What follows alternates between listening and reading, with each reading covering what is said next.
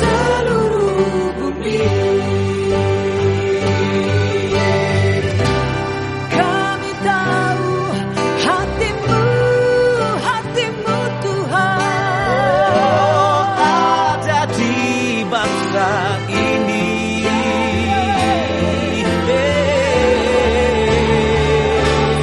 bagi bangsa ini. Kami berdiri dan membawa doa kami kepadamu. Sesuatu yang besar pasti terjadi dan mengubahkan negeri kami. Hanya namamu Tuhan ditinggikan.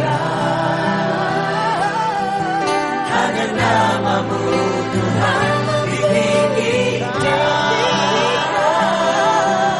Hanya namamu Tuhan ditinggikan atas seluruh bumi.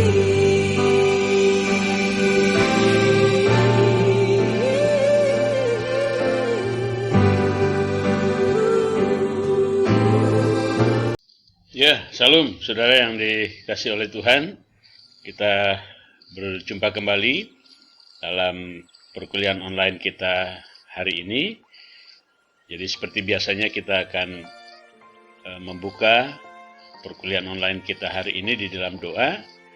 Dan seperti biasanya juga, ya sebelum kita berdoa, ya, kita akan bersama-sama menaikkan satu pujian, ya, pujian untuk Tuhan. Dan biarlah ini menolong kita untuk kita mempersiapkan hati kita untuk kita masuk di dalam rangkaian perkuliahan online kita hari ini.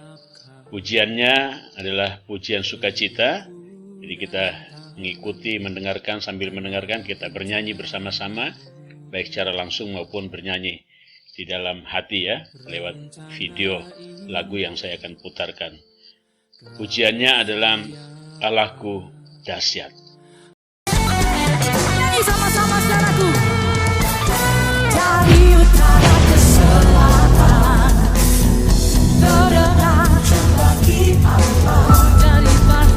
Dari barat sampai ke timur, nama Yesus disanjung. Semua berkata, dari pulau-pulau, bilang lembah-lembah, gunung, kemuliaannya disaksikan, kebesarannya disebut namanya. Yesus, Yesus, nama Yesus, nama Yesus, nama Yesus disanjung. Katakan dari pulau, semua bilang lembah, tinggi-tinggi bilang gunung. Allahku dahsyat berkuasa, sembunyi suci menyembah ketinggikan namanya. Allahku dahsyat berkuasa, sembunyi suci menyembah ketinggikan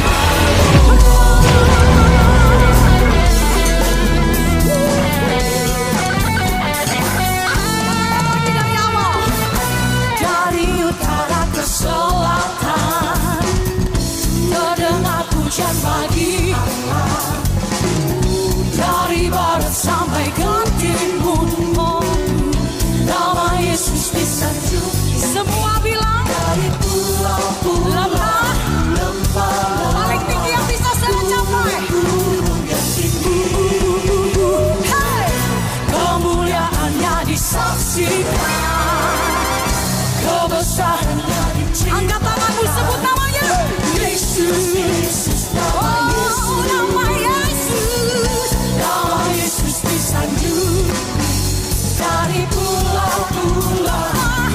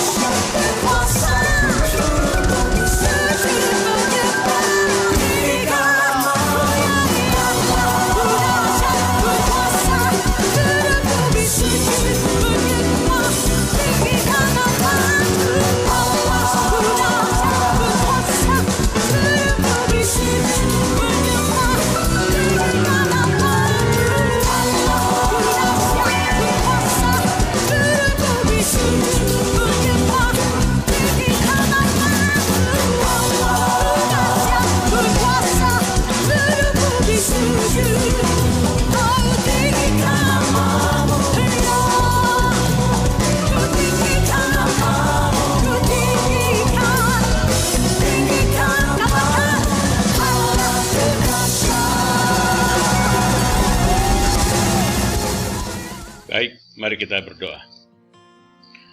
Bapa kami dalam kerjaan surga, kembali kami datang kepadamu menaikkan syukur dan terima kasih kami ya Tuhan, atas pimpinan penyertaan-Mu sepanjang hari ini dalam kami melaksanakan tugas, aktivitas, pekerjaan, dan pelayanan kami. Terima kasih untuk berkat-berkat-Mu yang kami nikmati, baik secara jasmani dan rohani. Dan secara khusus terima kasih Tuhan kembali mempertemukan kami dalam perkuliahan online hari ini. Karena itulah Tuhan, sebelum kami memulai seluruh rangkaian sesi perkuliahan online kami hari ini, mohon kiranya Tuhan menolong kami, memberkati kami dengan berkat kekuatan dan kesehatan yang daripada-Mu, sehingga kami dapat mengikuti perkuliahan ini dengan baik, dan pada akhirnya melaluinya ya Tuhan banyak hal yang kami peroleh, dan biarkanlah semuanya itu kami persembahkan bagi hormat dan kemuliaan nama-Mu.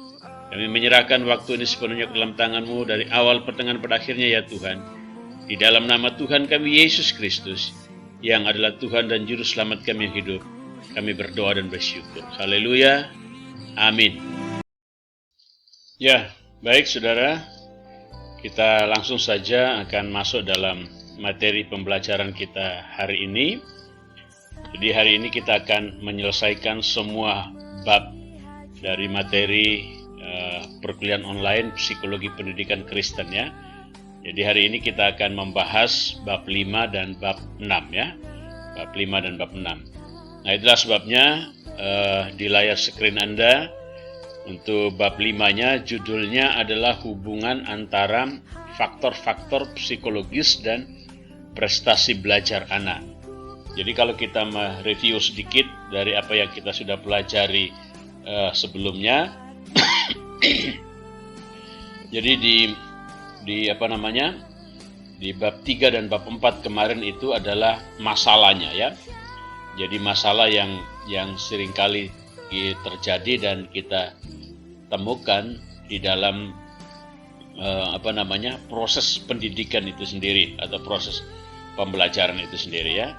Jadi kalau saudara masih ingat 3 kriteria persyaratan dari filsafat sebagai induk dari semua ilmu pengetahuan itu, jadi lahirnya sebuah ilmu pengetahuan itu oleh karena ingin menjawab ataupun memberikan solusi terhadap persoalan yang dihadapi oleh manusia dalam konteks tertentu. Jadi kita sudah mengerti bahwa ilmu pengetahuan psikologi pendidikan Kristen adalah untuk menjawab persoalan yang dihadapi oleh manusia dalam konteks proses pendidikan itu sendiri. Ya, jadi itu urutan pembelajarannya, dan 3 persyaratan itu sudah di bab 1 dan bab 2 itu kita sudah belajar tentang objeknya ataupun ontologisnya dari ilmu pengetahuan psikologi pendidikan Kristen, yaitu peserta didik ya, peserta didik yang dimana kita belajar tentang perbedaan sifat, karakteristik dan kepribadian dari setiap individu, termasuk di dalamnya adalah peserta didik ya. Lalu bab 3 dan 4 kemarin kita belajar tentang persoalan ya yang dihadapi oleh peserta didik. Itulah sebabnya kemarin kita belajar tentang faktor-faktor yang mempengaruhi kesulitan belajar siswa, dan lalu bab 4-nya itu langkah-langkah penanganan penyelesaian masalah yang dihadapi oleh peserta didik dalam konteks proses belajar mengajar. Jadi ada langkah-langkah proseduralnya untuk mendapatkan informasi ya sesuai dengan akar persoalan yang dihadapi oleh setiap peserta didik, sehingga dalam penanganannya itu efisien, tepat, dan sesuai dengan persoalan yang sesungguhnya yang dihadapi oleh peserta didik itu sendiri. Nah, sekarang kita masuk dalam manfaatnya penyelesaian persoalan atau menjawab beberapa persoalan yang dihadapi oleh peserta didik dalam hal ini ya. Nah, itulah sebabnya bab 5 ini pada awalnya berbicara soal dua faktor utama, faktor utama psikologis yang mempengaruhi prestasi belajar anak. Ya, jadi ada dua faktor psikologis ya, yang secara psikologis yang itu berpengaruh, berdampak terhadap ya prestasi belajar anak itu, agar dia dapat meraih apa yang menjadi prestasi belajarnya. Nah, langsung saja, yang pertama itu adalah faktor internal. Jadi faktor internal. Ya. Jadi ada dua faktor, jadi ada faktor internal, dan nanti yang kedua kita akan belajar adalah faktor eksternal. Nah, faktor internal itu antara lain terdiri dari yang pertama itu faktor jasmania atau fisiologi. Ya, istilah psikologi ini ya, fisiologi yang berhubungan dengan fisik, dengan kata lain seperti itu ya. Jadi faktor jasmania adalah faktor kesehatan. Nah, ini berbicara soal faktor kesehatan. Kalau faktor fisik atau jasmani itu, agar siswa dapat belajar dengan baik, haruslah mengusahakan kesehatan badannya tetap terjamin dengan cara selalu mengindahkan ketentuan-ketentuan tentang belajarnya, waktu, tentunya berurusan dengan waktu ya, waktu belajar, waktu bermain, waktu istirahat, waktu tidur, waktu makan, bahkan waktu ibadah, waktu olahraga, dan waktu rekreasi. Jadi ini semua yang berhubungan dengan ini akan berpengaruh, artinya akan berpengaruh terhadap fisiknya. Jadi kesehatan jasmaninya itu maksudnya ya. Jadi itulah sebabnya secara internal dari anak sendiri ataupun dari pihak orang tua, juga pihak guru pun, sekolah pun sekali harus juga memperhatikan hal-hal seperti ini. Karena inilah juga yang menjadi faktor secara internal yang mempengaruhi prestasi dalam belajar siswa itu sendiri. Lalu yang kedua, selain faktor fisiologi atau fisik, tapi juga yang kedua ada faktor psikologis. Ya, ini faktor psikologis juga ya. Jadi menurut Jamara, pendapat Jamara, faktor psikologis ya adalah sebagai faktor dari dalam ya yang bersifat internal ya, tentu saja merupakan hal yang utama dalam menentukan intensitas belajar seorang anak. Jadi faktor psikologi artinya itu dalam diri anak itu merupakan hal yang utama dalam menentukan intensitas belajarnya, atau intensitas itu waktu ya belajarnya itu ya. Itu bicara soal waktu dia belajarnya. Lalu meski faktor luar eksternalnya maksudnya mendukung, tetapi faktor psikologis tidak mendukung, maka faktor luar itu akan kurang signifikan. Jadi artinya gini, jadi sekalipun pengaruh dari luar, distimulasi dari luar, tapi kalau dari dalam dirinya itu tidak begitu berpengaruh terhadap anak itu, maka faktor yang dari luar itu sekalipun ya bagus, tetapi kurang signifikan pengaruhnya terhadap anak itu dalam prestasi belajarnya. Ya, karena yang sifatnya dari luar itu hanya sifatnya stimulasi saja, ya, yang diberikan sehingga dia memiliki semangat, gairah dan lain sebagainya dalam menjalani proses pendidikan itu. Lalu faktor psikologi utama yang mempengaruhi proses dan hasil belajar anak adalah ini, faktor intelijensi yang kemarin juga kita sudah pelajari, yang tentunya juga mempengaruhi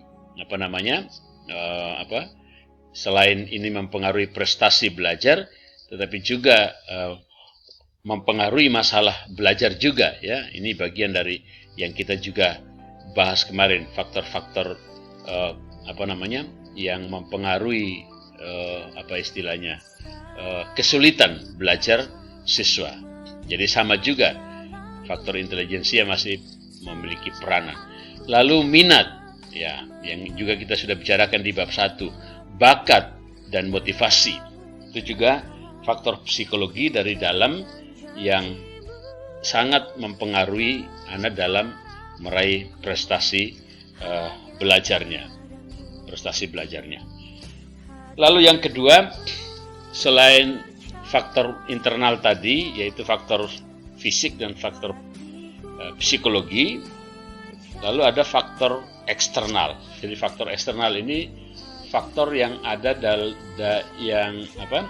yang berasal dari luar individu itu atau pribadi anak itu. Tapi kalau faktor internal itu yang dari dalam diri anak itu sendiri, ya. Nah, faktor eksternalnya yang pertama adalah faktor keluarga. Ya, itu dari faktor keluarga yang sangat mempengaruhi prestasi belajar anaknya. Itulah sebabnya keluarga adalah satuan kekerabatan yang sangat mendasar dalam masyarakat. Keterlibatan orang tua dalam kegiatan sekolah, ya, atau kegiatan proses belajar mengajar anak memiliki pengaruh terhadap prestasi akademik siswa atau anak itu. Jadi kalau orang tua memberikan perhatian yang khusus kepada proses belajar atau kegiatan belajarnya di sekolah anak itu, maka itu akan memberi dia dorongan dan semangat untuk lebih giat belajar. Ya, misalnya menanyakan, ya, hari ini pelajarannya apa dan bagaimana kamu mengerjakannya, dapat nilai berapa, itu bagian dari dukungan dan perhatian orang tua terhadap siswa itu sendiri atau anak itu, peserta didik itu, sehingga dia dipengaruhi dari luar oleh keluarganya untuk meraih prestasi belajarnya.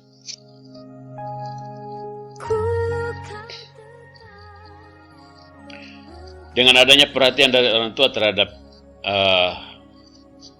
pendidikan akan membuat anak termotivasi untuk belajar tadi, ya. Jadi pasti akan termotivasi dia belajar, mendorong dia untuk belajar lebih giat. Apalagi kalau dirangsang, distimulasi, ketika dia mendapatkan nilai yang bagus lalu diberi hadiah dan ujian dan lain sebagainya, itu bagian daripada motivasi bagi dia yang sifatnya ekstristik tadi untuk dapat meraih prestasi belajarnya. Lalu selain keluarga, ada faktor sekolah juga. Nah, faktor sekolah ada beberapa yang terkait di dalamnya yang mempengaruhi prestasi belajar. Yang pertama adalah kurikulumnya. Di sekolah formal tentunya, ya. Sekolah formal itu kurikulum sangat berpengaruh terhadap prestasi belajar. Itulah sebabnya sekolah-sekolah unggulan, yang dianggap unggulannya, yang menjadi favorit bagi kebanyakan siswa ataupun orang tua untuk belajar di sana itu, ya, seringkali selain fasilitas dan lain sebagainya, itu yang juga diperhatikan di dalamnya adalah kurikulumnya, ya. Kenapa? Karena ini juga adalah amanat undang-undang, ya. Dalam Undang-Undang RI nomor 20 tahun 2003 tentang Sisdiknas, ya, Sistem Pendidikan Nasional, ya, dijelaskan bahwa kurikulum adalah seperangkat rencana dan pengaturan mengenai tujuan, isi, dan bahan pelajaran serta cara yang digunakan sebagai pedoman penyelenggaraan kegiatan pembelajaran untuk mencapai tujuan pendidikan tertentu. Ini definisi dari sebuah kurikulum, ya. Nanti pada tingkat-tingkat selanjutnya saudara akan mendapatkan mata kuliah secara khusus yang berhubungan dengan kurikulum itu sendiri dan akan banyak dibahas di situ. Jadi ini adalah pengertian dari apa itu yang dimaksudkan dengan kurikulum itu sendiri. Lalu selain kurikulum, dari faktor sekolah itu adalah strategi pembelajarannya.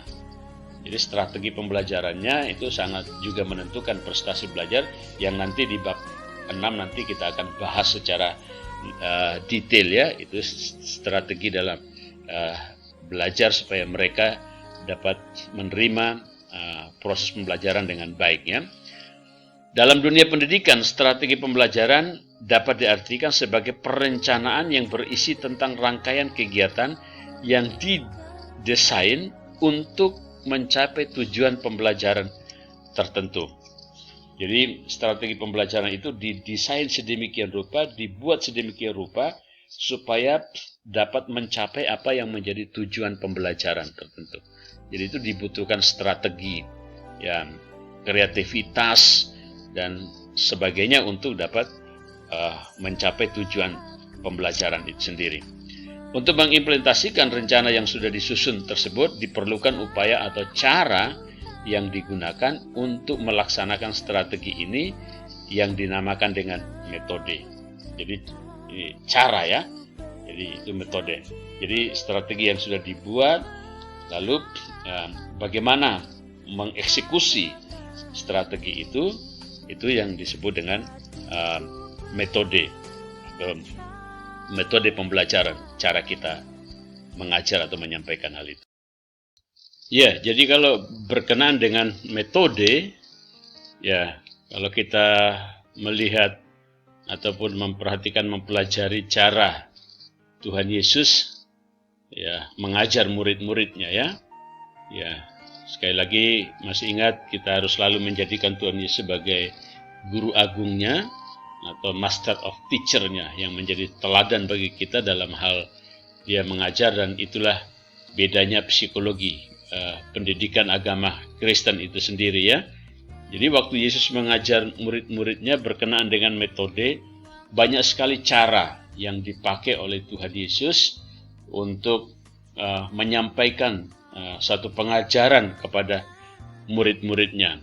Dan cara yang banyak dicatat oleh Alkitab itu adalah pengajaran Tuhan Yesus melalui sebuah perumpamaan.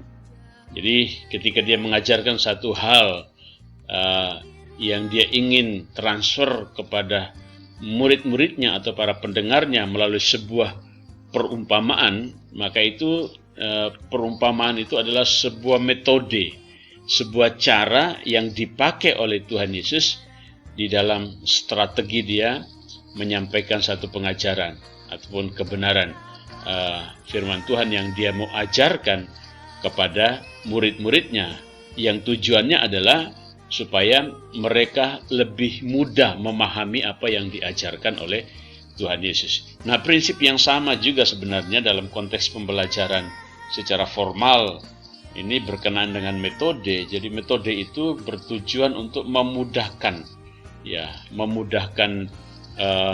guru ataupun pendidik, bahkan peserta didik untuk dapat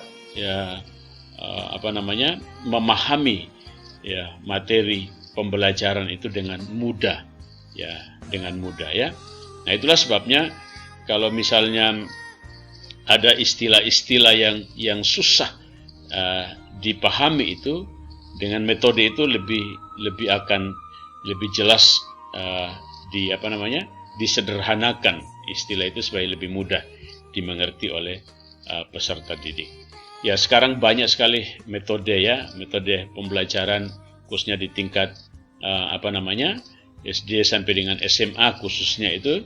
Yang sekarang ini lagi ngetren itu adalah cara pembelajaran yang disebut dengan CTL yaitu model pembelajaran yang juga diterapkan bukan saja di proses pembelajaran pendidikan agama Kristen, tapi juga di dalam proses pembelajaran dalam mata pelajaran yang lain juga itu dikembangkan.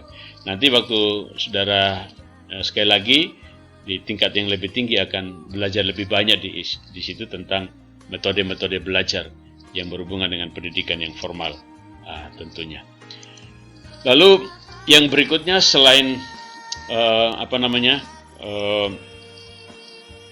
kurikulum, strategi pembelajaran, tetapi juga ada faktor yang lain yang dari sekolah ini, yang masih dari sekolah adalah guru atau pendidiknya. Itu sangat menentukan dalam siswa mencapai prestasi belajarnya. Ya, dalam belajar di sekolah, faktor guru dan cara mengajarnya merupakan faktor yang penting pula. Jadi faktor guru itu sendiri itu bicara soal kepribadian dia dan juga cara dia mengajar, ya, atau mendidik, gitu ya. Ya, itu juga berpengaruh. Bagaimana sikap ini tadi ya, sikap dan kepribadian guru, tinggi rendahnya pengetahuan guru, dan cara guru itu mengajarkan pengetahuan itu kepada anak didiknya, turut menentukan karakter dan hasil belajar yang dicapai anak didik. Jadi kalau karakter ini berhubungan dengan pendidikannya ya, tapi kalau hasil belajar ini berhubungan dengan nilai yang didapatkan di dalam proses pembelajaran itu sendiri ya. Jadi guru sangat menentukan juga dalam siswa mencapai prestasi belajarnya. Nah, untuk untuk kita dapat melihat contoh ya, melihat contoh dan teladan seorang pendidik atau seorang guru secara formal, bagaimana dia mendidik dan bagaimana pengabdian dia di dalam menjalankan tugas dan profesinya sebagai seorang guru. Ada sebuah video yang saya mau putarkan bagi saudara untuk saudara bisa melihat dan menjadikan contoh itu bagaimana seorang guru dengan pengabdiannya penuh tanggung jawab dan juga berdedikasi ya. Saudara masih ingat tentunya hakikat ya pendidik secara profesional itu ya. Jadi ada selain kompetensi yang lain tapi juga berdedikasi, bertanggung jawab terhadap peserta didiknya dalam menjalankan tugas dan profesinya sebagai pendidik secara formal. Nah, apalagi saudara sebagai pendidik guru agama Kristen tentunya ya. Jadi pengabdian itu sangat diperlukan dan melalui pengabdian itulah yang akan ditransfer kepada peserta didik kita sehingga melalui kepribadian kita, pengabdian kita, sikap kita, itulah nanti yang akan menjadi teladan bagi mereka, bagi para peserta didik kita. Ya, semboyan Ki Hajar Dewantoro ya, masih ingat saudara Tutwuri Handayani itu ya. Jadi guru itu harus menjadi panutan, harus menjadi teladan dan berdedikasi, bertanggung jawab terhadap peserta didiknya. Ya, tapi video ini kita tidak nonton sekarang ini ya, tapi tidak langsung ditonton, tapi kita akan tonton, saya akan putar di akhir dari pembahasan bab 3 ini ya, supaya sekaligus nanti ya, rehat menonton videonya, baru nanti kita akan masuk, di akhir dari bab 5, bukan bab 3, di akhir dari bab 5, baru setelah itu kita akan melanjutkan, setelah nonton video itu, baru kita akan melanjutkan untuk pembahasan bab 6-nya, bab yang terakhir. Jadi tidak langsung ditonton sekarang ya, videonya. Jadi saya lewatkan, nanti kita akan tonton, jadi saya akan putarkan pada akhir pembelajaran bab 5 ini ya. Ya, jadi dari faktor sekolah tadi ada kurikulum, strategi pembelajaran, lalu ada guru, lalu yang keempat ini ada sarana pembelajaran. Jadi sarana pembelajaran juga ikut menentukan peserta didik bisa meraih prestasi belajarnya ya. Keberhasilan pembelajaran juga dapat dipengaruhi oleh ketersediaan sarana belajar ya. Saya sudah juga singgung juga dalam hal siswa dapat menyalurkan minat dan bakat mereka. Jadi sarana dan prasarana belajar itu menentukannya. Termasuk ketersediaan sarana itu meliputi sarana ruang kelas dan penataan tempat duduk siswa, ya, media dan sumber belajar yang ada di dalam ruangan kelas itu sangat mempengaruhi. Misalnya ini contohnya, ruang kelas yang terlalu sempit akan mempengaruhi kenyamanan siswa dalam belajar, ya. Begitu juga dengan penataan ruang kelas yang tidak ditata dengan rapi, tanpa ada gambar dan ventilasi yang memadai akan membuat siswa cepat lelah, bosan, dan tidak bergairah dalam belajar. Ya, khususnya di pendidikan tingkat SD, ya, SMP dan SMA itu, kalau mungkin di tingkat perguruan tinggi, yang penting ada AC itu sudah nyaman orang belajar, ya. Tapi kalau di tingkat-tingkat dasar, menengah, dan atas itu sangat diperhatikan, ya, atau perlu diperhatikan, ya. Jadi sebagai guru sebelum mengajar ini perlu diperhatikan, karena mereka punya batas, apa istilahnya, batas kemampuan untuk menyerap materi dalam waktu tertentu dan dalam situasi dan suasana tertentu untuk peserta didik itu sesuai dengan usia dan umur mereka masing-masing. Baik, selanjutnya faktor eksternal, keluarga, lalu sekolah, dan ini yang terakhir adalah faktor masyarakat. Jadi faktor masyarakat juga mempengaruhi sebagai faktor eksternal yang mempengaruhi prestasi belajar anak.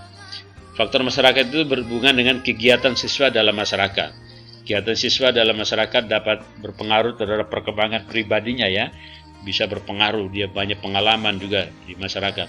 Tapi ini persoalannya harus diperhatikan, jika siswa ambil bagian dalam kegiatan masyarakat terlalu banyak, misalnya berorganisasi, kegiatan-kegiatan sosial, keagamaan, dan lain-lain, belajarnya akan terganggu, lebih-lebih jika tidak bijaksana dalam hal mengatur waktunya tadi, ya. Jadi dia harus bisa mengatur waktunya sendiri. Jadi kegiatan di masyarakat perlu, tapi perlu diperhatikan dari segi porsinya. Lalu yang kedua, bentuk masyarakat itu sendiri. Kehidupan masyarakat di sekitar siswa juga berpengaruh terhadap belajar siswa. Masyarakat yang terdiri dari orang-orang yang tidak terpelajar, penjudi, suka mencuri, dan memiliki kebiasaan yang tidak baik akan berpengaruh jelek pada siswa yang berada di situ. Jadi pengaruh lingkungan di sekitar di mana dia berada. Masyarakat di mana dia tinggal, ya, tetangga itu maksudnya. Tapi juga yang ketiga, lingkungan di sekitar dia. Jadi lingkungan itu berbicara soal keadaan lingkungan tempat tinggal juga sangat penting dalam mempengaruhi prestasi belajar. Keadaan lingkungan, suasana sekitar ini, iklim, itu bicara iklimnya, dan sebagainya. Faktor-faktor tersebut saling berinteraksi atau berhubungan satu dengan yang lain secara langsung maupun tidak langsung dalam mencapai prestasi belajar dari siswa itu sendiri. Jadi inilah dua faktor utama, faktor eksternal, faktor internal, dan faktor eksternal yang dapat mempengaruhi prestasi belajar anak itu sendiri. Jadi kalau di review, faktor internal itu adalah faktor fisik anak itu sendiri, dalam diri anak sendiri, itu yang pertama. Lalu yang kedua ada faktor psikologinya. Jadi secara kejiwaannya dia, kepribadiannya itu mempengaruhi prestasi belajarnya. Lalu faktor eksternalnya itu yang mempengaruhi prestasi belajar, yang pertama itu adalah keluarga, ya. Lalu selain keluarga, lalu yang kedua adalah sekolah, ya. Kalau di sekolah itu yang ada ada 4 tadi yang berpengaruh, ya, yaitu kurikulumnya, lalu strategi pembelajarannya, lalu gurunya atau pendidiknya, lalu yang terakhir itu ada sarana belajarnya atau sarana pembelajarannya. Lalu yang ketiga dari faktor eksternal anak itu, jadi selain keluarga, sekolah, tapi juga lingkungan, ya, masyarakat di mana dia tinggal, ya, faktor masyarakat itu, di mana berhubungan dengan kegiatan siswa yang ada di masyarakat, bentuk kehidupan dari masyarakat itu sendiri, dan iklim, ya, lingkungan di sekitar siswa itu sendiri akan berpengaruh dalam prestasi belajarnya. Baik, untuk bab 5 sampai di sini.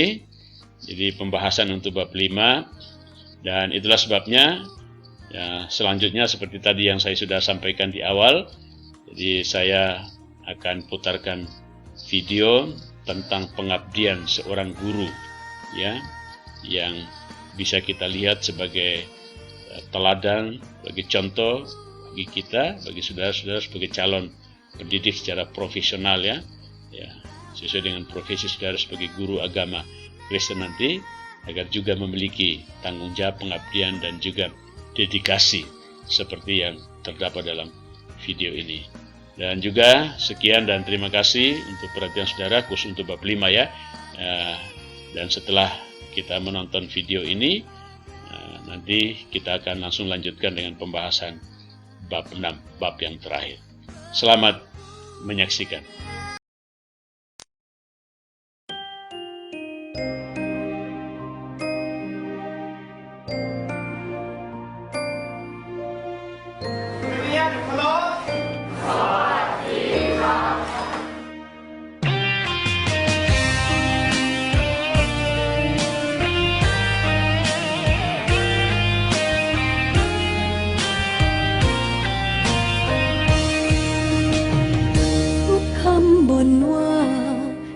ความปรารถนาดีใช้ความเมตตาปราณีคอยชี้หนทางเดินให้ร้อยเหนื่อยพันหนักกลั่นเป็นรักและห่วงใยเพื่อทำหน้าที่ยิ่งใหญ่เป็นคนผู้ให้วิชาทุ่มเทเพื่อสิทธิ์จากจิตวิญญาณของครูแสงเทียนเพื่อการเรียนรู้ยังสู้ยังส่องเรื่อยมาให้สิทธิ์ถึงฟังด้วยแรงหวังแรงศรัทธาเหนื่อยกายและใจทว่าเป็นสุขอยู่ทุกนาทีความภูมิใจมิได้อยู่ในพานไหว้ครูแต่อยู่ในวันที่รู้ว่าสิทธินั้นไปได้ดีเรือจ้างลำแตรงยังพายสุดแรงที่มีพ่อพิมพ์แม่พิมพ์วันนี้ยังพิมพ์คนดีสุดแรงหัวใจทุกคนคือสิทธิ์ตลอดชีวิตของครูถ้อยคำชื่นชมเชิดชูไม่ต้องให้ครูก็ได้รู้ถูกรู้ผิดมีชีวิตที่สดใสสิ่งนั้นที่ครูฝันใฝ่เพื่อเป็นแรงใจให้ครู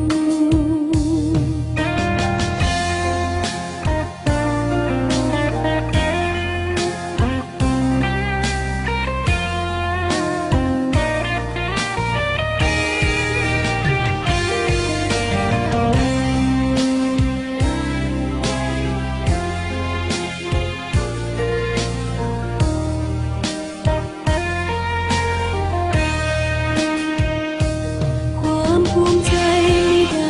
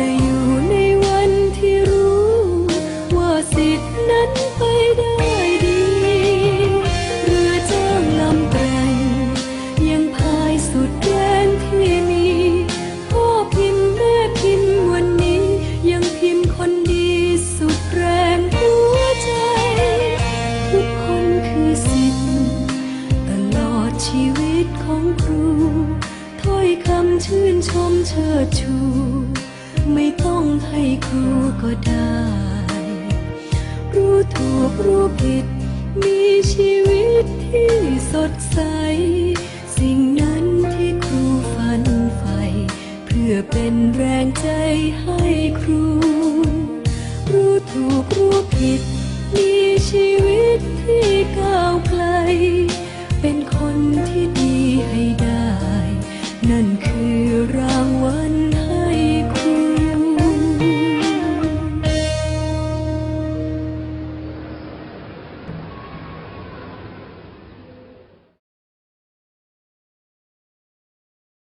ทุ่มเทเพื่อสิทธิ์จากจิตวิญญาณของครู แสงเทียนเพื่อการเรียนรู้ ยังสู้ยังส่องเรื่อยมา ให้สิทธิ์ถึงฟังด้วยแรงหวังแรงศรัทธา เหนื่อยกายและใจทว่า เป็นสุขอยู่ทุกนาที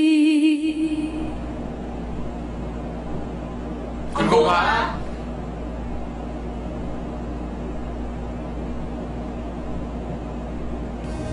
ความภูมิใจไม่ได้อยู่ในพานไหว้ครู แต่อยู่ในวันที่รู้ว่าสิทธินั้นไปได้ดี เรือจ้างลำแกร่งยังพายสุดแรงที่มีพ่อพิมพ์แม่พิมพ์วันนี้ยังพิมพ์คนดีสุดแรงหัวใจ ทุกคนคือสิทธิ์ตลอดชีวิตของครูถ้อยคำชื่นชมเชิดชู ไม่ต้องให้ครูก็ได้ รู้ถูกรู้ผิดมีชีวิตที่สดใส สิ่งนั้นที่ครูฝันใฝ่เพื่อเป็นแรงใจให้ครู รู้ถูกรู้ผิดมีชีวิตที่ก้าวไกล เป็นคนที่ดี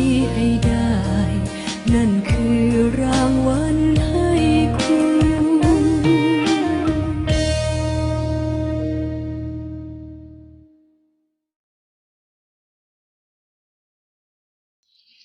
Ya, baik saudara, kita akan melanjutkan bab yang paling terakhir ini dalam materi perkuliahan kita, Psikologi Pendidikan Kristen. Bab 6 ini judulnya adalah kreativitas dalam pembelajaran. Kalau saudara masih ingat di bab 5 tadi kita belajar tentang faktor guru yang ikut menentukan prestasi belajar itu adalah salah satunya cara dia mengajar. Jadi bicara soal cara ia mengajar itu bicara soal kreativitas dia dalam dia mengajar, sehingga apa yang diajarkan itu dapat dengan mudah dapat diterima oleh peserta didiknya, oleh karena mempertimbangkan beberapa faktor psikologi yang ada ya.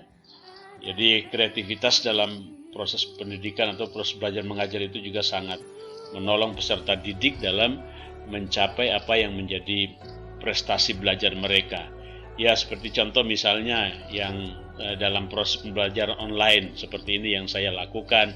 Ya, kreativitas yang saya buat itu adalah misalnya ketika saya membuat video ini, saudara, saya kasih background musiknya, musik rohani.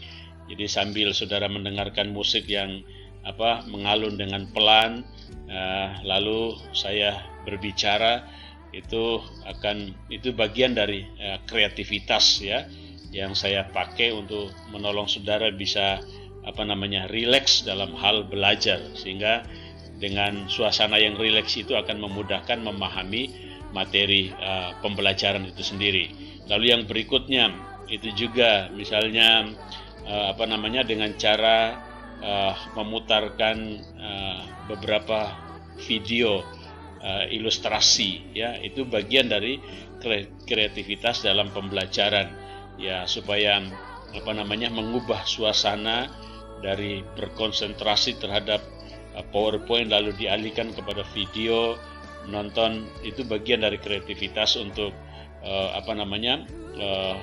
tetap supaya saudara bisa tetap fokus dalam hal belajar, ya. Karena ada faktor-faktor psikologi yang berhubungan dengan itu dalam hal proses belajar mengajar yang kalau kita menyadari faktor itu, maka kita akan berkreasi sedemikian rupa untuk dapat memberikan proses pembelajaran itu yang bisa menarik dan bisa menolong peserta didik dapat mengerti dengan mudah apa yang kita sampaikan. Intinya itu, ya. Intinya itu yang mau saya sampaikan. Tetapi kreativitas dalam pembelajaran ini sendiri, saudara, ini merupakan amanat dari undang-undang, ya. Ini merupakan amanat dari undang-undang yang diamanatkan kepada setiap pendidik secara formal, ya. Dalam Undang-Undang Republik Indonesia nomor 20, ya, pasal 40 ayat 2 tahun 2003 tentang sistem pendidikan nasional, ini bunyinya gini: guru dan tenaga kependidikan berkewajiban, ini kewajibannya, karena ini adalah amanat undang-undang, kewajibannya ini ada 3, yaitu menciptakan suasana pendidikan yang bermakna, menyenangkan, kreatif, dinamis, dan dialogis. Lalu 2, mempunyai komitmen secara profesional untuk meningkatkan mutu pendidikan, ya. Dan yang ketiga, yang terakhir, memberi teladan dan menjaga nama baik lembaga, profesi, dan kedudukan sesuai dengan kepercayaan yang diberikan kepadanya. Jadi yang kita bahas ini adalah di sini poin yang pertama ini, ya, menciptakan suasana pendidikan atau proses belajar yang bermakna, menyenangkan, kreatif, dinamis, dan dialogis ini. Ini amanat dari undang-undang yang mau tidak mau kita harus juga ikut melaksanakan apa yang menjadi amanat undang-undang itu. Nah, sementara itu juga ada peraturan yang lain, ya, itu dalam peraturan pemerintah. Tentunya ini Menteri Pendidikan, dalam hal ini Menteri Pendidikan nomor 19 tahun 2005 tentang Standar Nasional Pendidikan, pasal 9 ayat 1 dinyatakan bahwa ini proses pembelajaran pada satuan pendidikan diselenggarakan secara interaktif, inspiratif, menyenangkan, menantang, memotivasi siswa untuk berpartisipasi aktif, memberikan ruang gerak yang cukup bagi prakarsa, kreativitas, dan kemandirian sesuai dengan bakat, minat, dan perkembangan fisik serta psikologi siswa. Jadi ini selain undang-undang tadi nomor 20, tapi juga ada peraturan pemerintah nomor 19 ini yang mau tidak mau juga harus kita lakukan, karena ini menjadi kewajiban kita sebagai guru secara profesional, ya, yang berprofesi sebagai pendidik itu sendiri. Lalu untuk dapat melaksanakan amanat perundangan tadi dan peraturan pemerintah tersebut tadi, guru hendaknya mengubah paradigma mengenai mengajar siswa menjadi membelajarkan siswa. Nah, ini kurikulum yang diterapkan sekarang itu bukan yang dipakai oleh pemerintah sekarang itu adalah kurikulum K13, ya, kurikulum 13 itu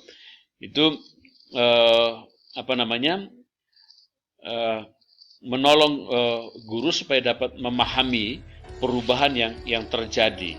Jadi waktu guru mengajar itu bukan lagi mengajar, tetapi menjadi membelajarkan siswa.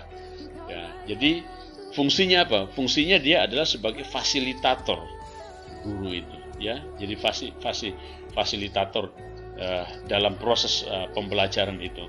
Jadi kalau dulu itu beda, kalau waktu zamannya saya waktu SD sampai SMA itu, jadi guru itu adalah sumber utamanya. Jadi istilahnya seperti siswanya itu, muridnya itu hanya tinggal istilah mangat, itu orang Jawa bilang, lalu tinggal disuapin, ya.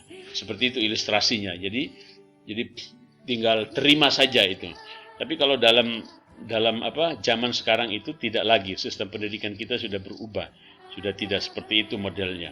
Jadi sudah harus mulai mengubah paradigmanya, tidak hanya mengajar tapi membelajarkan. Jadi memfasilitasi mereka untuk mereka belajar sendiri juga secara mandiri untuk dapat memperoleh pengetahuan di luar dari kita sebagai pendidik itu. Lalu di samping itu guru harus menguasai berbagai strategi, ya, model pembelajaran yang berorientasi pada pakem. Nah, ini yang kita akan bahas, ya, yang paling banyak kita akan bahas. Pakem ini adalah pembelajaran aktif, kreatif, efektif, dan menyenangkan. Nanti kita akan melihat pilar-pilarnya dan bagaimana penerapannya ini, ya, pakem ini yang sekarang diberlakukan dalam kurikulum 2013 itu. Jadi ini yang saya maksudkan tadi. Jadi P itu pembelajaran, A aktif, K itu kreatif, E itu efektif, dan M itu menyenangkan. Ya, ini yang harus diperhatikan oleh seorang pendidik sehingga apa yang diajarkan itu dapat diterima dengan baik oleh peserta didiknya. Nah, dengan kemajuan ilmu pengetahuan dan teknologi sekarang ini, dalam penggunaannya di lapangan dari amanat undang-undang tadi itu, akhirnya ditambahkan dengan satu huruf I lagi, yang I itu adalah inovatif, sehingga tidak lagi menjadi pakem, menjadi paikem, gitu ya. Mungkin agak sedikit lucu kedengarannya, kayak nama perempuan Jawa aja, ya, paikem itu, ya. Jadi paikem itu menjadi pembelajaran aktif, inovatif, kreatif, efektif, dan menyenangkan. Nah, inovatif ini sekarang sudah zamannya kemajuan teknologi dan ilmu pengetahuan yang cukup tinggi, ya. Jadi sumber belajarnya itu sudah banyak sekali, ya. Jadi sekarang siswa-siswa dari SD, SMP, SMA itu mereka sudah diajar untuk dapat berinovasi, menemukan apa yang mereka ingin ketahui itu bukan saja dari guru tapi juga dari sumber-sumber lain, misalnya dari sumber utamanya internet, ya, Mbah Google orang bilang, ya. Jadi mau cari apa saja di situ di Google pasti ketemu. Itu bagian dari kreativitas guru untuk mengajar siswa untuk mereka inovatif, ya. Jadi menemukan apa yang mereka ingin tahu, tidak hanya bersumber dari guru saja. Nah, itulah sebabnya pada dasarnya pakem tadi didasarkan pada tuntutan perundang-undangan dan asumsi dasar belajar.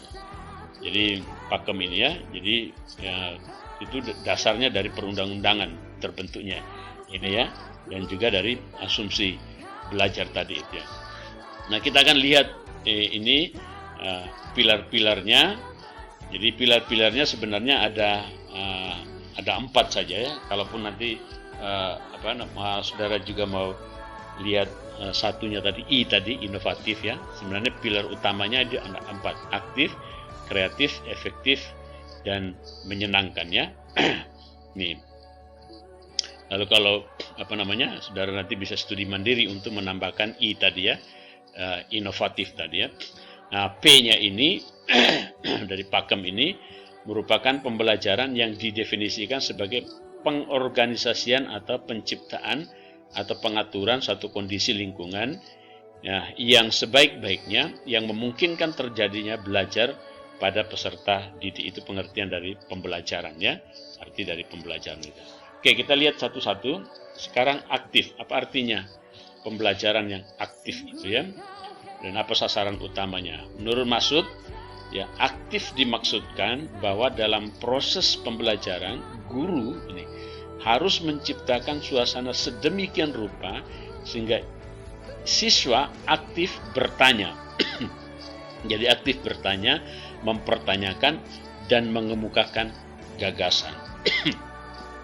Ya, kalau pertemuan-pertemuan langsung itu saya biasanya mengajak berdiskusi, ya. Jadi kalau berdiskusi disitulah di setiap siswa atau mahasiswa mengemukakan ide dan gagasannya. Lalu juga bisa bertanya, mempertanyakan sesuatu yang ingin diketahui lebih jelas, ya, lebih jauh, ya. Lalu menurut Lorenzen, aktif belajar adalah sebuah metode untuk mendidik siswa yang memungkinkan mereka untuk berpartisipasi di kelas. Jadi ini kuncinya. Jadi mereka berpartisipasi di kelas, itu namanya aktif. Ya, aktif itu ya, proses pembelajarannya aktif. Jadi tidak hanya guru saja yang ngoceh, ngomong, dan sebagainya, tapi ada juga kesempatan di mana peserta didik itu mereka berpartisipasi, baik itu bertanya, mengungkapkan pendapat dan lain sebagainya. Itu harus dibuat suasana itu aktif ya, apalagi dalam hal belajar Alkitab ya, itu secara interaktif itu ya. Lalu kalau Indrawati dia menjelaskan pembelajaran aktif yaitu pembelajaran yang lebih berpusat pada peserta didik daripada berpusat pada guru. Ya, jadi pembelajarannya berpusat, jadi membelajarkan bukan mengajar tadi ya, membelajarkan siswa bukan mengajar siswa itu. Jadi menurut Indrawati, jadi berpusat kepada siswanya bukan berpusat kepada guru ya, yang sistem belajarnya. Lalu untuk mengaktifkan peserta didik ini, kata kunci yang dapat dipergunakan yang dipegang guru adalah adanya kegiatan yang dirancang untuk dilakukan siswa melalui kegiatan berpikir dan berbuat. Ini ya. Jadi ada kegiatan yang dirancang untuk supaya mereka melalui kegiatan itu mereka berpikir dan berbuat. Jadi mereka mikir, jadi tidak pasif ya. Jadi mereka berpikir ya, mengolah informasi dalam pikirannya, lalu setelah mengolah lalu mereka berbuat sesuatu. Nah, fungsi dan peran guru lebih banyak sebagai fasilitator tadi ya. Jadi dia memfasilitasi siswa dalam hal belajar itu sendiri. Lalu yang kedua, jadi aktif tadi sudah, lalu sekarang kreatif. Itu apa itu kreatif? Nah, Indrawati lagi mengatakan bahwa pembelajaran kreatif yaitu pembelajaran yang menstimulasi, tadi saya singgung ya, menstimulasi siswa atau merangsang siswa ya untuk mengembangkan gagasannya dengan memanfaatkan sumber belajar yang ada. Jadi mereka dirangsang atau distimulasi ya, dengan sumber belajar yang ada untuk mereka bisa kreatif gitu ya dalam hal belajar itu sendiri.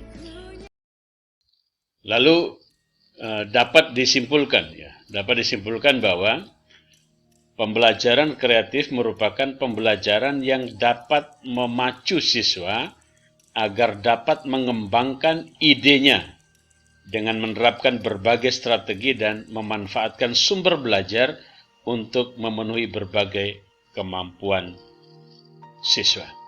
Jadi kuncinya di sini ya, supaya siswa itu dapat mengembangkan idenya.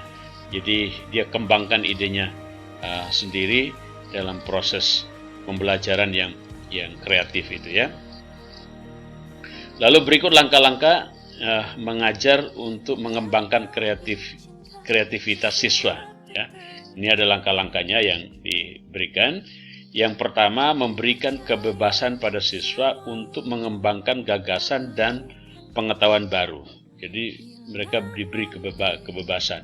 Jadi kalau di tingkat SD, SMP dan sebagainya itu juga termasuk tugas-tugas ya yang diberikan, tugas-tugas mandiri maksudnya. Sudah ada sekarang tugas-tugas mandiri, mereka cari sendiri di internet. Untuk tugas-tugas itu bagian dari mereka mengembangkan ide dan gagasan itu. Lalu yang kedua, bersikap respek dan menghargai ide-ide siswa. Ya, respek itu artinya ya hampir sama sih. Jadi menghargai, jadi peduli dengan mereka. Jadi tidak menganggap mereka rendah ya, menganggap remeh mereka terhadap ide-ide, sekalipun kadang-kadang idenya mereka adalah konyol ya, misalnya itu seperti itu, ide-idenya yang yang tidak masuk akal atau seperti itu ya. Tapi dengan sikap yang respek itu justru atau menghargai ide-ide mereka, jadi justru itulah yang membuat mereka percaya diri untuk mengembangkan kreativitas melalui ide dan gagasan yang mereka punya. Lalu yang ketiga, penghargaan pada inisiatif dan kesadaran diri siswa. Jadi perlu ini ya. Jadi kalau mereka sudah punya inisiatif saja, itu harus dihargai ya. Itu karena inisiatif itulah yang mendorong mereka untuk mau mengembangkan ide dan gagasan itu sendiri, dan kesadaran dari diri sendiri. Jadi bukan diminta itu ya, bukan dipaksa ya bertanya, bukan diminta untuk bertanya, bukan diminta untuk mengemukakan ide dan gagasan, tetapi dengan inisiatif dia sendiri, dan itu harus dihargai ya. Sekalipun sekali lagi ide dan gagasan atau inisiatif yang dia kemukakan itu adalah sesuatu yang mungkin bagi kita kurang begitu tepat gitu ya, seperti itu, tapi perlu dihargai supaya mereka tidak cepat putus asa, diremehkan dan dianggap tidak berguna atau tidak bisa dipakai inisiatif dan pemikiran mereka. Lalu penekanan pada proses. Nah ini bukan penilaian hasil akhir karya siswa. Jadi prosesnya yang paling penting itu ya, bukan hasil akhirnya itu ya. Dan itu saya seringkali terapkan dalam pengajaran saya di mata kuliah yang saya ajar ya. Saya menghargai prosesnya, usaha yang saudara lakukan itu daripada isi dari apa yang saudara usahakan itu. Karena itu bagian dari pengembangan kreativitas yang saya lakukan itu ya dalam proses belajar mengajar. Lalu yang kelima, memberikan waktu yang cukup untuk siswa berpikir dan menghasilkan karya. Jadi harus dikasih waktu mereka untuk mereka berpikir dan menghasilkan apa yang mereka pikirkan gitu ya, seperti itu ya. Nah ini yang keenam, ini yang paling penting ya, mengajukan pertanyaan-pertanyaan untuk dalam menggugah kreativitas itu seperti apa ya. Jadi waktu seorang guru mengajukan pertanyaan kepada siswa supaya menggugah kreativitas mereka, supaya menggali kreativitas mereka, itu harus ditanya dengan kata mengapa, bagaimana, apa yang terjadi jika. Itu pertanyaannya. Dan bukan pertanyaan apa, kapan. Jadi bukan pertanyaan apa dan kapan, tapi mengapa. Jadi mereka mulai berpikir mengapa, bagaimana, ya mereka mulai berpikir, dan apa yang akan terjadi. Jadi itu menstimulasi pemikiran mereka, ide dan gagasan mereka untuk mereka kreatif dalam mengembangkan itu ide dan gagasan itu. Yaitu yang kedua ya, kreatif kreativitas dalam pembelajaran. Jadi aktif yang pertama, lalu yang kedua kreatif, lalu yang ketiga adalah efektif. Nah, apa pengertian efektif? Secara harafiah, efektif memiliki makna manjur, mujarab, berdampak, membawa pengaruh, memiliki akibat, dan membawa hasil. Itu harafiahnya ya, pengertian harafiahnya. Lalu pembelajaran yang efektif adalah, ini pengertian definisinya, pembelajaran yang menghasilkan apa yang harus dikuasai siswa setelah proses pembelajaran berlangsung. Jadi mengarah kepada apa yang harus dikuasai, menghasilkan apa yang harus dikuasai oleh mereka setelah proses pembelajaran itu. Itu yang maksudnya efektif. Jadi dengan waktu, dengan upaya atau tenaga yang seminim-minimnya, tapi mereka bisa menguasai apa yang harus mereka kuasai dalam proses pembelajaran itu. Itu intinya dari efektif itu, yang dimaksudkan efektif. Lalu ini ada ahli yang lain yang memberikan pengertian tentang efektif itu, Rosa Sine, ya, mengidentifikasi ada 6 hal tentang guru yang efektif ini.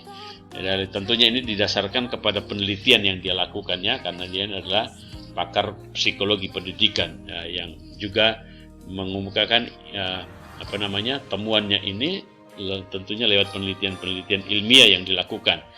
Yaitu dia mengatakan bahwa ya, guru yang efektif itu adalah melakukan review harian.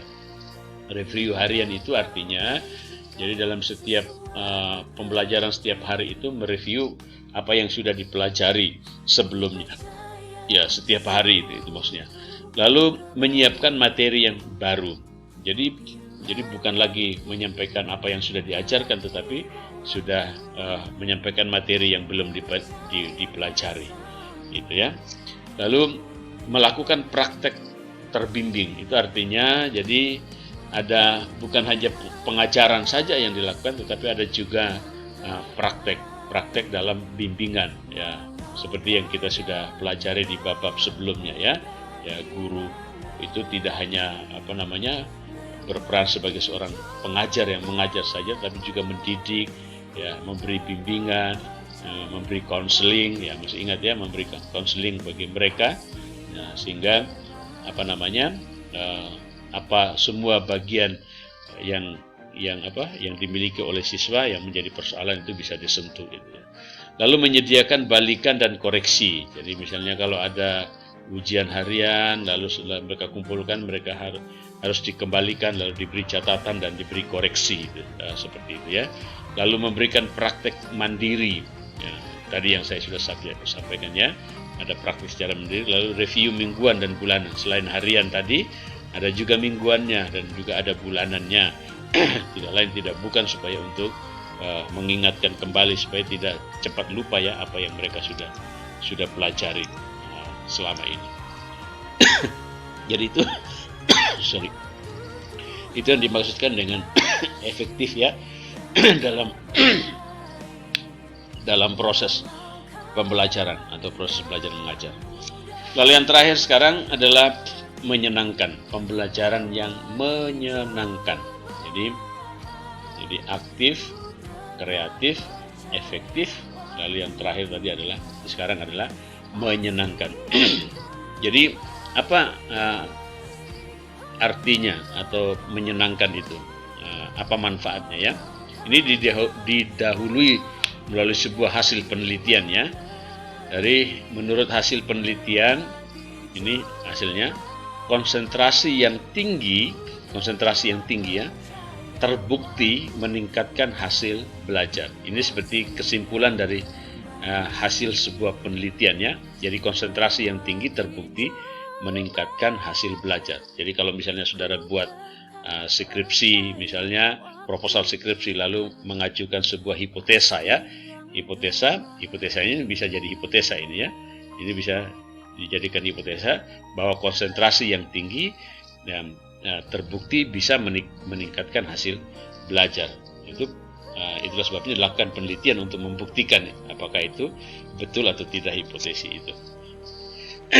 Lalu dalam penelitian mengenai otak sekarang ya, kalau konsentrasi itu berhubungan dengan otak ya, otak dan pembelajaran mengungkapkan fakta yang mengejutkan, yaitu apabila sesuatu dipelajari secara sungguh-sungguh, di mana ini tadi perhatian yang tinggi dari seseorang tercurah pada apa yang dipelajari, maka struktur internal sistem saraf kimiawi seseorang berubah.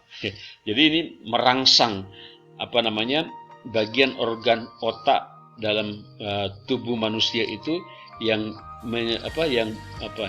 berperan untuk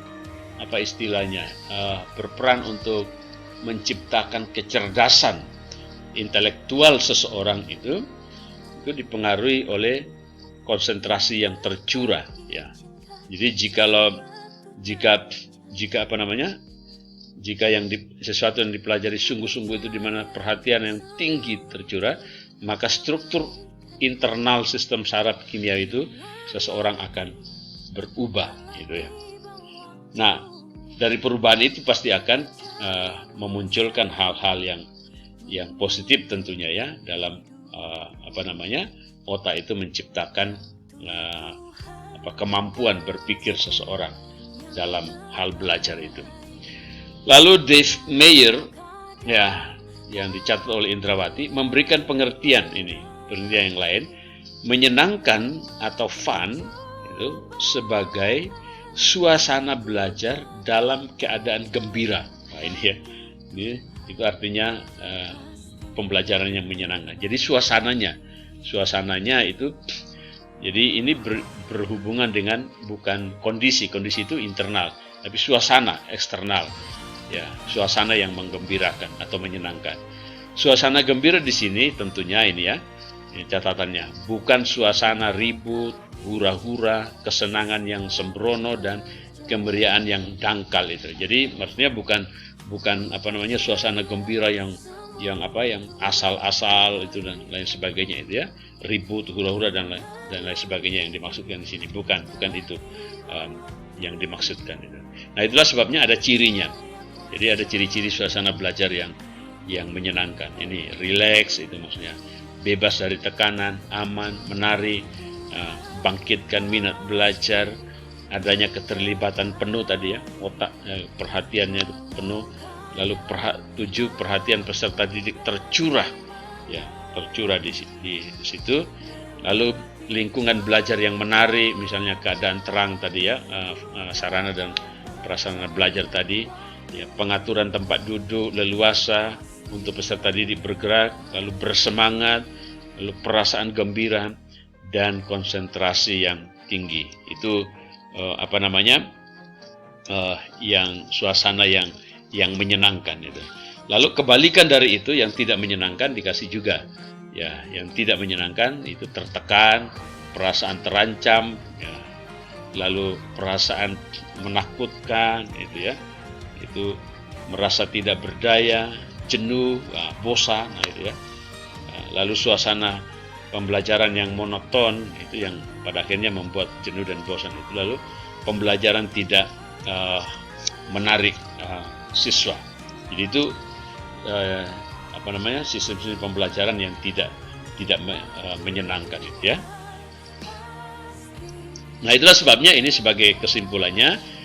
Dari uraian di atas disimpulkan bahwa pakem adalah proses pembelajaran di mana guru harus menciptakan suasana pembelajaran sedemikian rupa sehingga siswa aktif bertanya, mempertanyakan, mengemukakan gagasan kreatif, kritis, serta mencurahkan perhatian konsentrasinya secara penuh dalam belajar serta suasana pembelajaran yang menimbulkan kenyamanan bagi siswa yang belajar. Ya, saudara, jadi kesimpulan ini ya sekaligus menjadi kesimpulan akhir dari semua pembahasan kita bab 6 yang berhubungan dengan kreativitas dalam pembelajaran ya, yang berhubungan dengan pakem yang pilar-pilarnya tadi kita sudah pelajari, yaitu pembelajaran aktif, kreatif, efektif dan menyenangkan.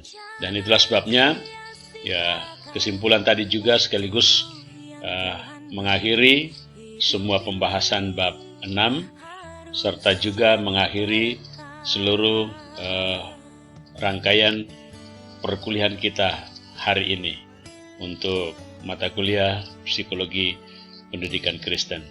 Dan dengan berakhirnya pembahasan bab 6 ini dan juga mengakhiri seluruh materi perkuliahan kita, maka selesai sudah semua materi pembelajaran psikologi pendidikan Kristen yang kita sudah pelajari ya selama ini. Jadi mudah-mudahan semua yang saudara pelajari dari bab pendahuluan sampai dengan bab 6 ini dapat menambah pengetahuan saudara, pengalaman saudara, dan juga melalui video-video ilustrasi tentunya yang saya ambil untuk jadikan bahan pembelajaran juga untuk menolong saudara juga dapat belajar dari sana tentang banyak hal yang berhubungan dengan psikologi pendidikan Kristen itu sendiri yang tentunya saya harapkan dapat digunakan dalam saudara nanti ketika menjadi seorang pendidik guru agama Kristen secara profesional melaksanakan tugas panggilan dan pelayanannya itu dengan penuh tanggung jawab, pengabdian, berdedikasi, dan yang paling utama adalah mempermuliakan nama Tuhan kita, Yesus Kristus. Baik saudara, kita akan mengakhiri sesi perkuliahan kita hari ini. Seperti biasanya, sebagaimana kita telah membuka dan mengawali sesi perkuliahan tadi di dalam doa, maka kita juga akan mengakhiri sesi perkuliahan kita hari ini di dalam doa juga. Dan itulah sebabnya sebelum kita akan berdoa bersama-sama menutup sesi perkuliahan kita hari ini, saya kembali rindu mengajak kita sekalian, semua mahasiswa di rumah masing-masing yang sedang mengikuti kuliah online ini, kita akan memuji Tuhan bersama-sama, kali ini dengan satu pujian penyembahan, yaitu "Kala ku cari damai, hanya ku dapat di dalam Yesus." Kita percaya bahwa sukacita, kebahagiaan, dan kedamaian itu hanya ada di dalam Tuhan kita, Yesus Kristus. Biarlah pujian ini menghantarkan kita untuk kita mengakhiri perkuliahan ini dan sekaligus akan membawa kita pada istirahat kita malam hari ini dengan damai dan sukacita yang datangnya dari Tuhan kita, Yesus Kristus.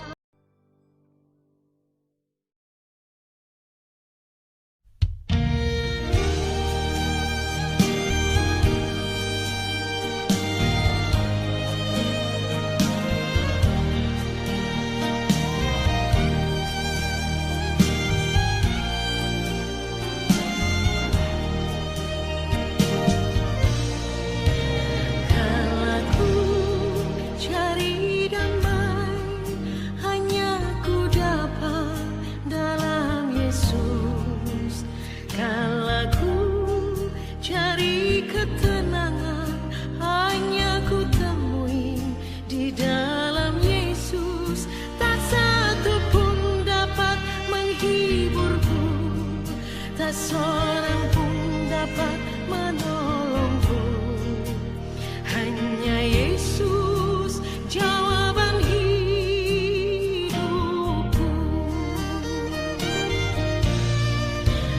Kalau ku cari damai, hanya ku dapat dalam Yesus.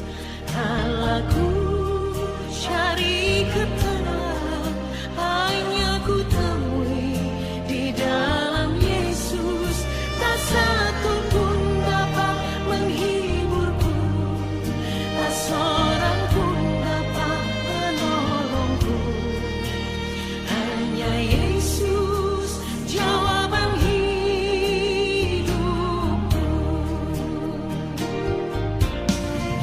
Bersama Dia hatiku damai, walau dalam lembah kekelaman. Bersama Dia hatiku tenang, walau hidup penuh tantangan. Tak satu pun dapat menghiburku, tak seorang pun dapat menolongku, hanya Yesus jawaban hidupku.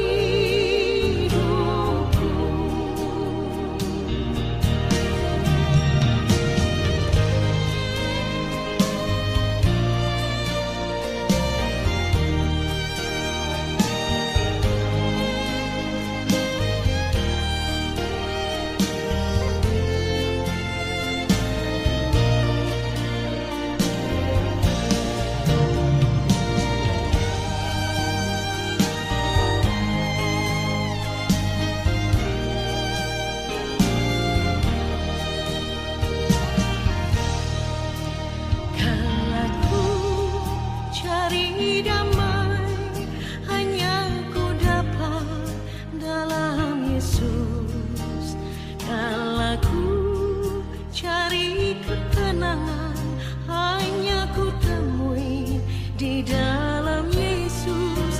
Tak satu pun dapat menghiburku, tak seorang pun dapat menolongku, hanya Yesus jawaban hidupku.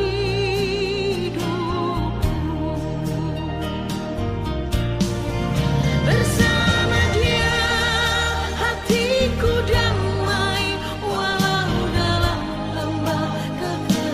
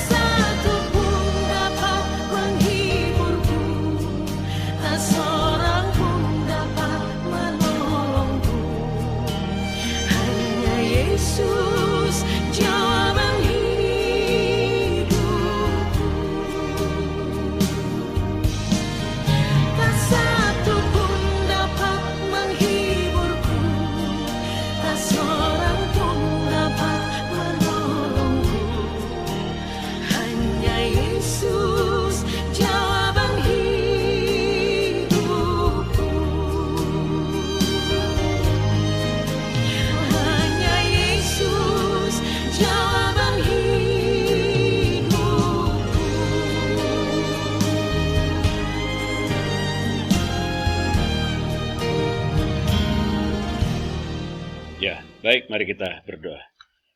Bapa, seperti pujian yang kami naikkan kepadamu, kala kami mencari damai, hanya kami dapatkan di dalam Engkau. Sebab kami percaya Engkaulah sumber damai, sukacita, dan kebahagiaan itu ya Tuhan. Terima kasih untuk segala berkat-Mu, pimpinan-Mu, penyertaan-Mu, yang kami boleh nikmati sepanjang perkuliahan online kami hari ini ya Tuhan.